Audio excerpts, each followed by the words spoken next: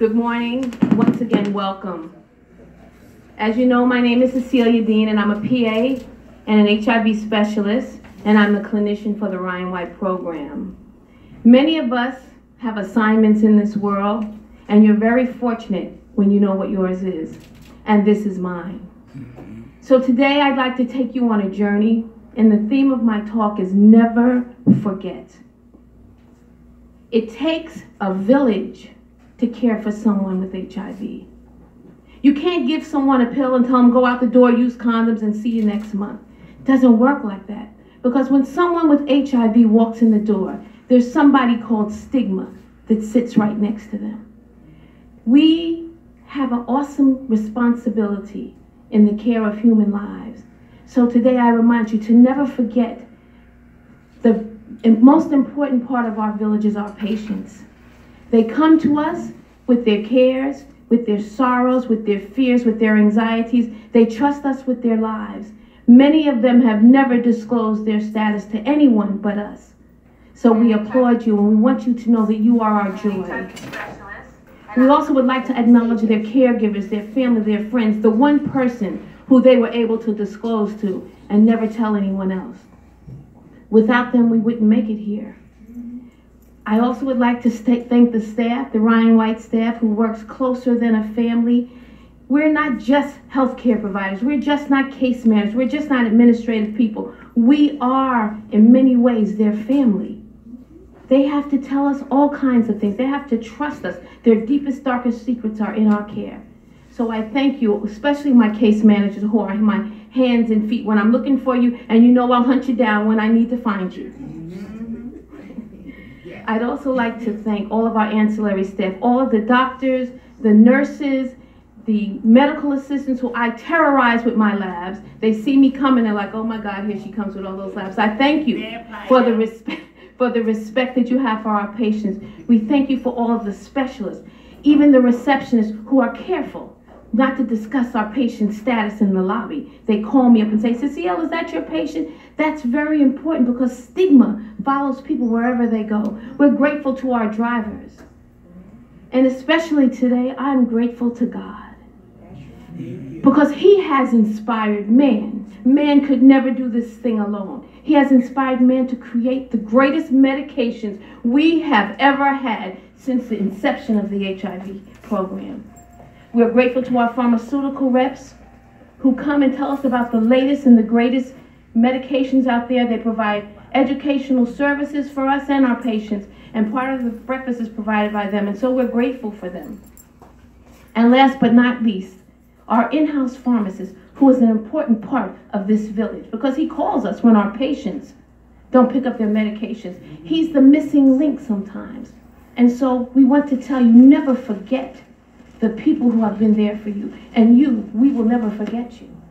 So come on this journey with me as I take you back to where this all started. There are some things that many of us don't even know about HIV. The first infection in the United States documented was in 1968. HIV has been here a long time, and that particular patient never had a blood transfusion and never traveled outside of the country. And now let's fast forward to 1984, when the face of HIV and AIDS changed when a 13-year-old hemophiliac named Ryan White was infected with HIV after a blood transfusion. At that time, we had just found out that HIV was the causative organism for AIDS. There were no cocktails back then. In fact, Ryan White was given 6 months to live. Unfortunately, the U.S. blood supply wasn't tested until 1985, 1 year after he contracted the virus. Ryan White suffered persecution. He fought for his right to go to school, things we take for granted now. That young man and his family fought.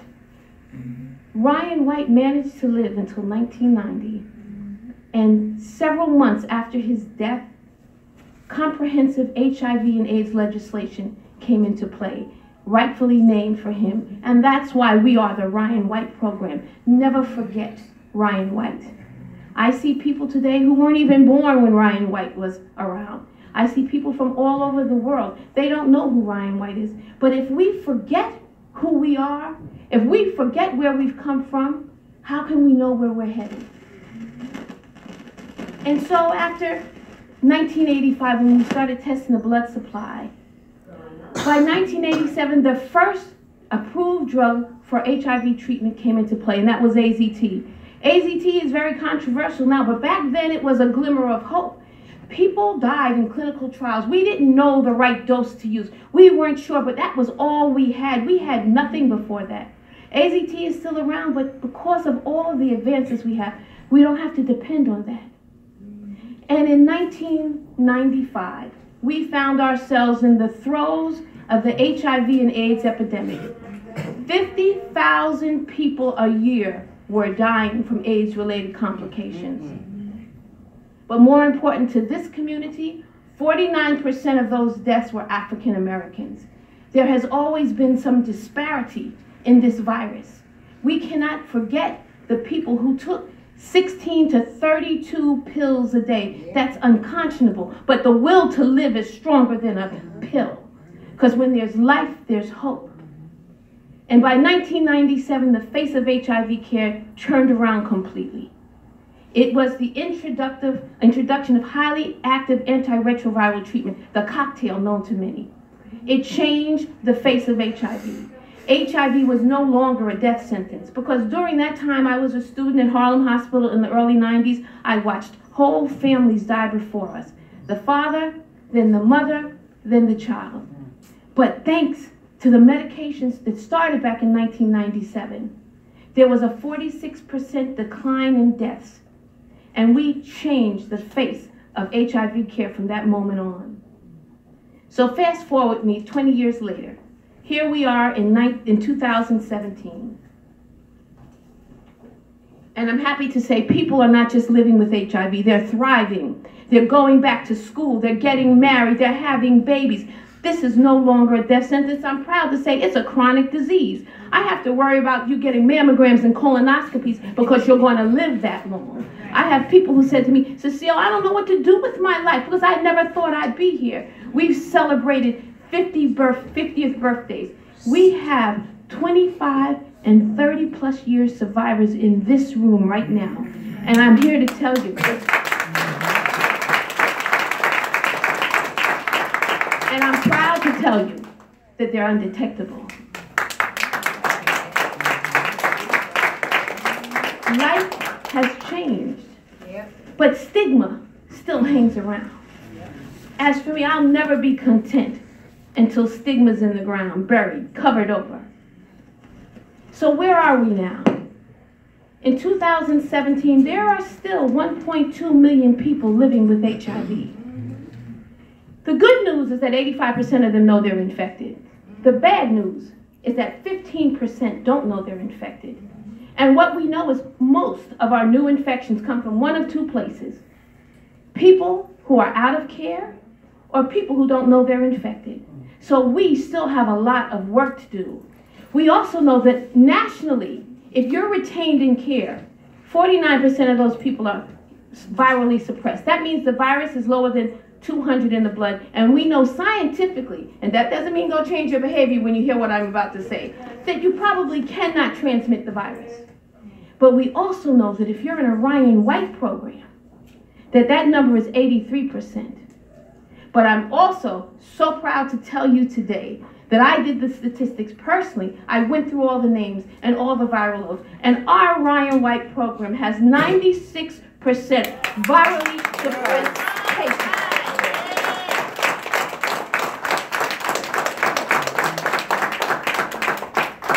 That's the work of a village. No one person can do that. We drown it in your head. Take your pill. Even if you can't pay your rent, take your pill. There's something about this community. When we have our light bill turned off, oh, I'm not taking my medicine. It's not just HIV, it's hypertension, it's diabetes. I don't care what happens, because when the morning comes, when the bill is paid, you haven't taken your medicine. So we can't forget. We can't forget that people died in clinical trials so that we would have the freedoms to give you a single tablet. We can't forget of all the sacrifices. And so now we know that even of our 96% that are less than 200, we have 91% who are undetectable. The virus is at the lowest best. And we are proud of you. And you got it. We're on our way. So where are we now? Where are we heading? We know that we have many options available. There are 6 single tablet regimens on the market today, and many combinations. But we cannot sit on our laurels and think that everything's okay, because unfortunately, I have already detected a case of resistance to one of the best medications I think that's on the market. And when you mess up with one medication, you don't just lose one, you lose 2 or 3. And if you are a person who has a virus that has resistance, when you pass that on to someone else, you infect them with a virus that certain medications will never work on them. Never, ever. And they've never taken a pill in their life. We can't afford to let that happen, because we could find ourselves back in 1985 when we have multiple resistant virus. We could find ourselves when we don't have enough tools. So we cannot forget where we've come from. We have PrEP available now. PrEP is a single drug that is given to HIV negative persons who are either in relationships with HIV positive people, or who are given to people who are in high risk relationships. We know that PrEP stops transmission of HIV by 93%. We're not having a lot of takers yet. I think there's still fear, because even some of my patients who were on all regimens, they fought me to change to a single tablet. They're like, if it's not broken, Cecile, don't fix it. No, these things are better. Your life is going to be easier. You're going to pop your pill and keep it moving.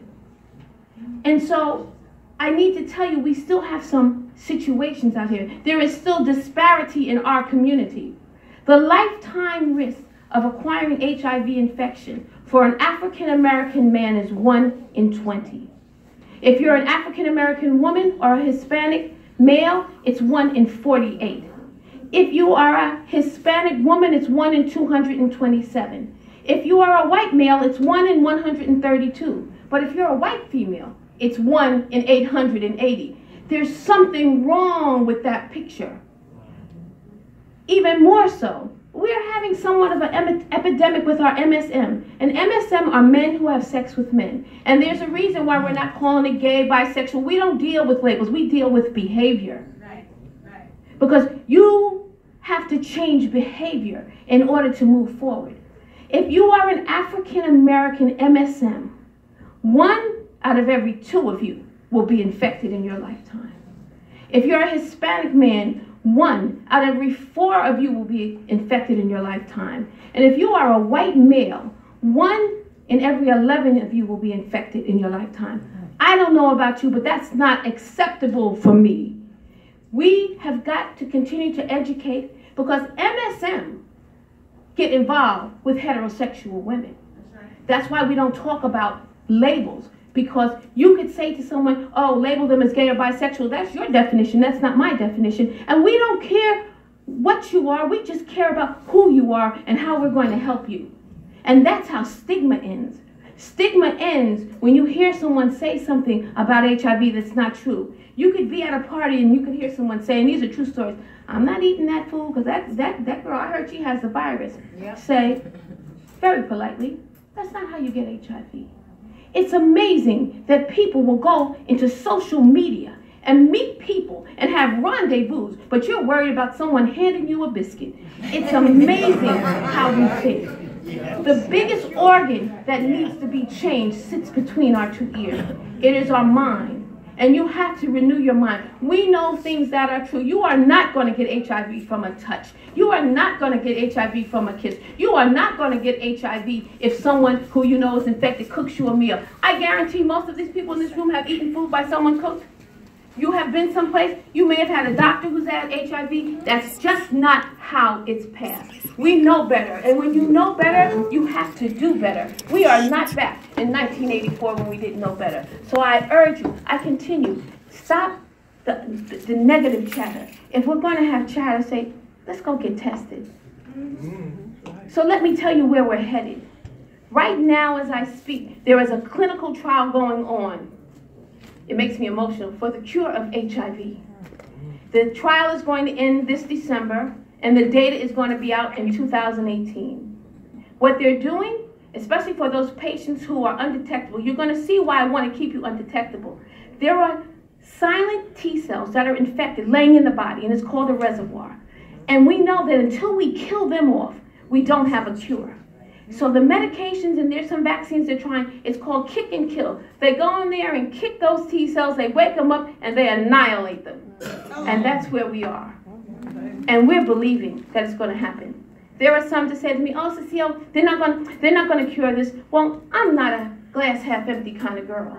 And matter of fact, I'm not even a glass half full kind of girl. I'm a glass overflowing kind of person.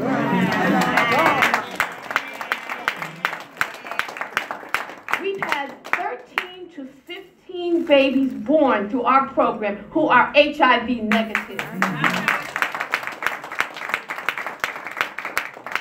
We're not going back.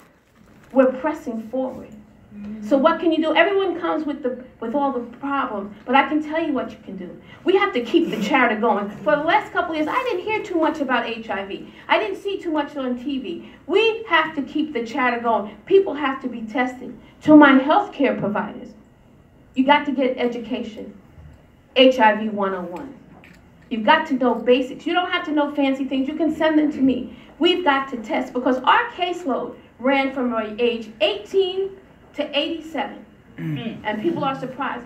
In our community, where there is such disparity, you cannot look at someone because everybody looks good now. You have to test older people. Because there's cougars, there's all kinds of things going on.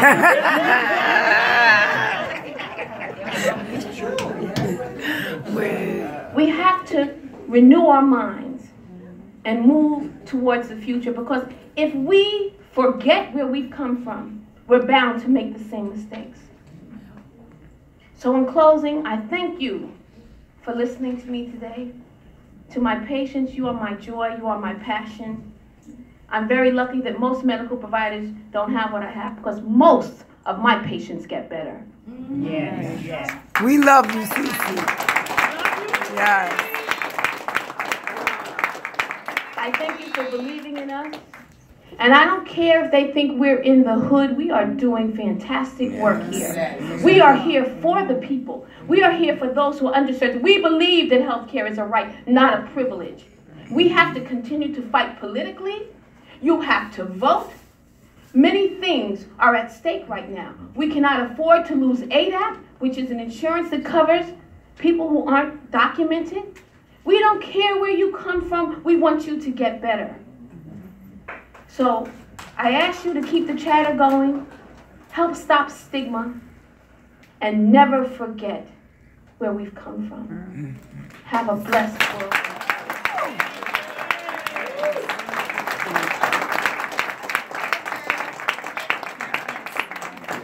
All right. Next up, we're going to hear some remarks from